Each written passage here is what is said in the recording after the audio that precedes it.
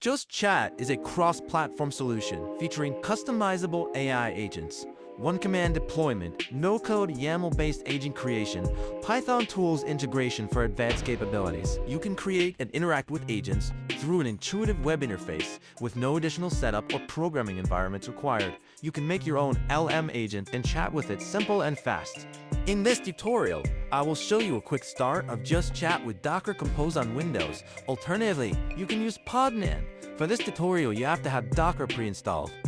First, start your Docker desktop application. If necessary, log in or sign up.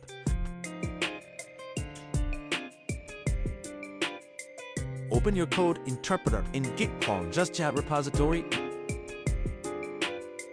Run Docker Compose up command. It may take a few minutes to build the images.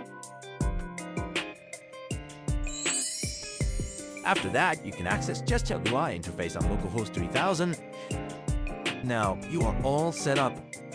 Tutorials for other operational systems will be available in different videos. Thanks for watching!